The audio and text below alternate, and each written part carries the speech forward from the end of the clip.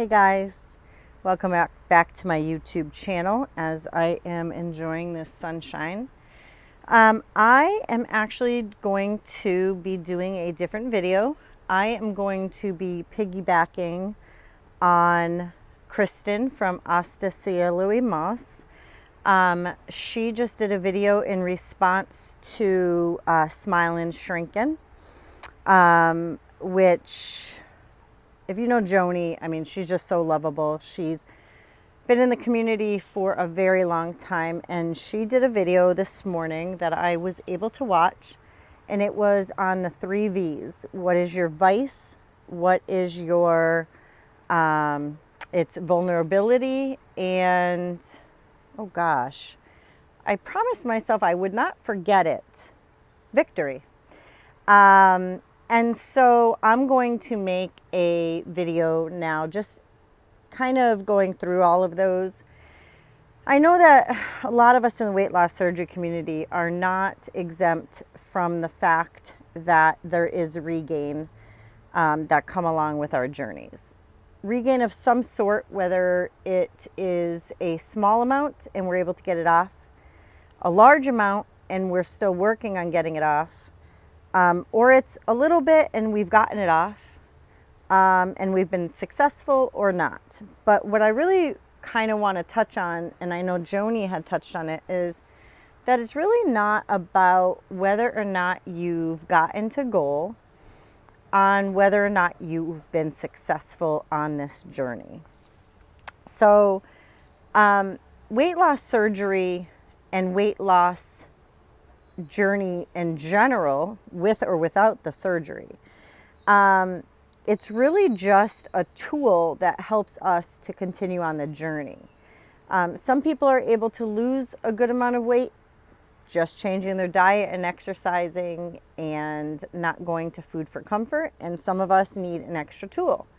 So in the weight loss surgery community, we have a lot of amazing people who have been extremely successful, and there's some of us who are still on our journeys. We haven't reached the end yet, and we're not willing to give up, which is great.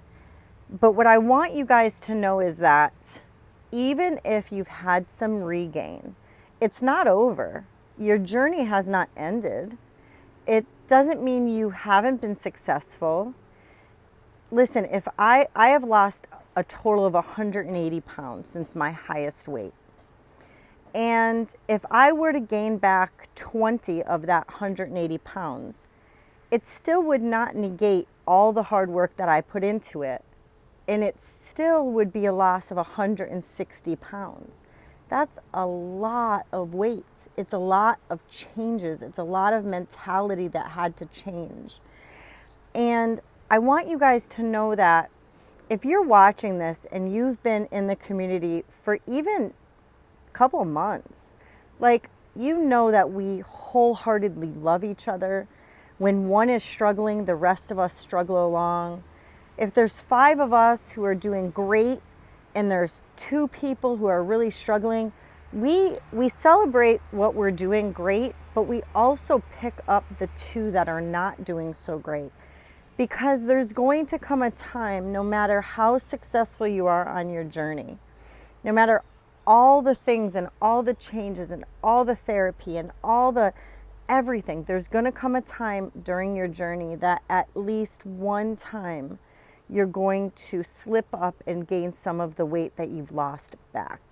It's just really inevitable. It's our bodies getting used to our new weight. It's, you know, going out on a weekend and having fun with our friends. It's having one too many cupcakes, whatever it may be for you, whatever causes your body to gain some of the weight back.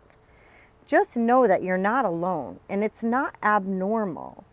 And it also, no matter how much you've gained back, it doesn't put you into a category that you don't matter or that your journey thus far didn't matter.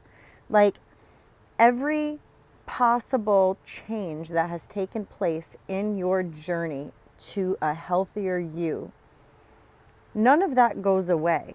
And you can absolutely re-lose the weight that you gained.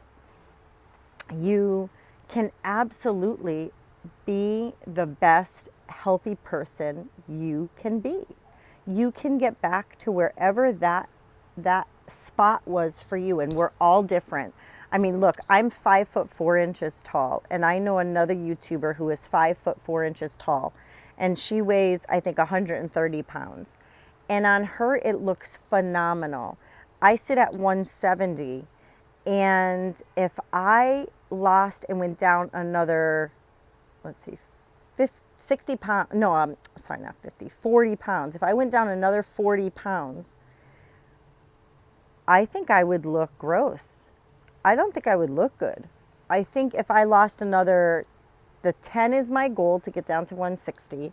If I lost an additional 10 over that, I think I would call right then and there that I need to maintain, fix my diet, fix my lifestyle, reassess my journey, because I don't think that I would look good. But this YouTuber I'm talking about, she looks phenomenal. Sometimes she even gets down to 125 and she looks drop dead gorgeous. But there's people who are 5'4" tall and look good at 170. I don't look bad at 180 or 190 for that matter. But it's all personal preference on what you want to do with your journey. We all have the choices to make on what is our... I had to take a phone call that came through.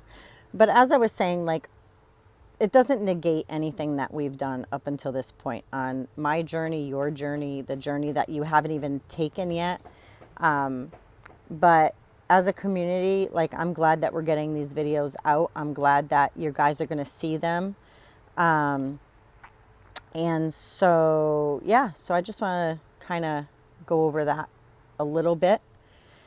As far as my vice, what is my vice? My vice would be emotional eating. If I buy it in the house, I'm going to eat it. If I feel emotional enough. Now, luckily, I really am trying to get under 170. I keep fluctuating between 170 and 172.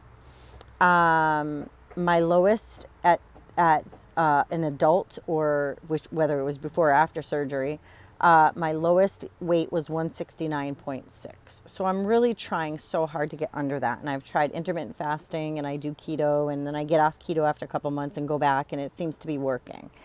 So lately I have not given in to the temptation, but I do have a lot of things in my life right now that are very emotional. As you guys know, I took custody of my niece who is 12. There are some other issues that are going on there that have come out in therapy that we now are going to have to deal with. Some skeletons that were in the closet placed there by her mom and dad, and we have to face that head on. And it's one thing when I have to do it, but it's other if my kids or my niece have to do it. I really want to take the reins, and I want to be able to save everybody, and I want to be able to save them. But it definitely is something that has to be dealt with. And so I'm trying very hard, but that would be my advice. Just getting the food that makes me comforted, that makes me feel like nothing is going to happen. Now, as I'm sure you guys are listening to this, and probably the wheels are turning in your head, to know that just like an addict or an alcoholic, it's the same issue where we tell ourselves with food that the food is going to comfort us and all our problems are going to go away.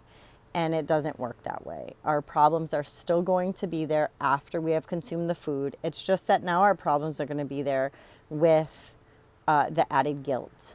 And so I have learned over this almost 3 years post-op, in about 2 weeks it'll be 3 years that I have had my surgery. And if I've learned anything, it is that the guilt is not worth it.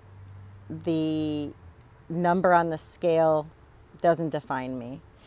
And so, I just want you guys to know that it's okay to be vulnerable in the community. It's okay to say that you have a certain vice that is plaguing you, that has allowed you to gain this weight. And then in all of that, we still have to look for those victories. And so some victories for me have been saying no to the comfort food that I would normally go to. Some victories are seeing the smiles on my kids' eyes when they can wrap their whole arms around me. Victories for me is the twinkle in my husband's eye when he looks at me and he's proud of me.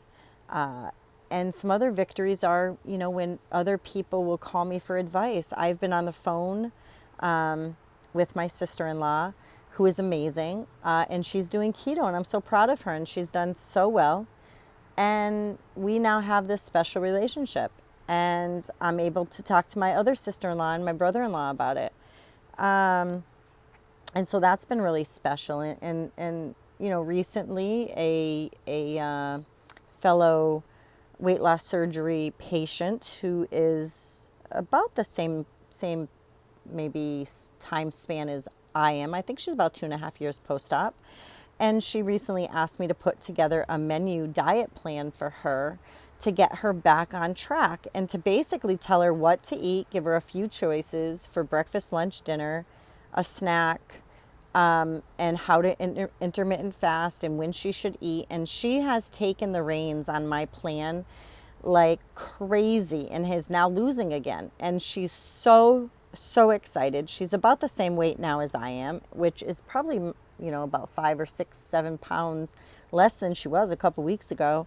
And she's now passed my plan on to a couple other fellow sleevers and Roux Y patients. And so everyone really is just so thoughtful and so loving and so giving. And I really want to thank Joni from Smile and Shrinkin'.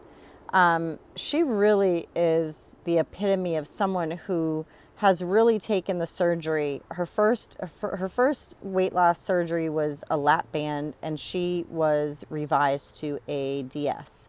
And she has really, really taken the reins and made that tool work for her. But along the way, it's not like she's pushed people down and gotten the step up on people.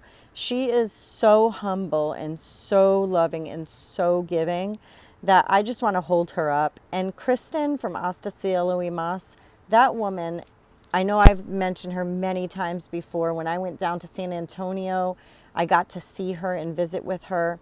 And I have to tell you that on camera, she is amazing. But in person, she is even more amazing. That woman is the most giving, kind, generous, loving, huge heart person ever. And I just love her. And so I just want to hold these two women up for just being a light for the rest of us to kind of emulate. And I know Kristen has had a lot of junk happen within the last year. And it's really just goes to show you that there are going to be ups and downs, but you never stop fighting. You never stop giving up. You just keep on going because we're here to pick each other up. And I love you, Kristen. I love you, Joni. I love all you guys that are in this community with us. Lucille, I just love her. Cookie Lou from Arizona. And guys, just remember that we're all in it together and we're going to get to the end of our journey one day. I hope you guys have a wonderful rest of your week. And my kids go to school on Thursday. Whoop, whoop, whoop. So anyways, hugs and kisses. Love you guys.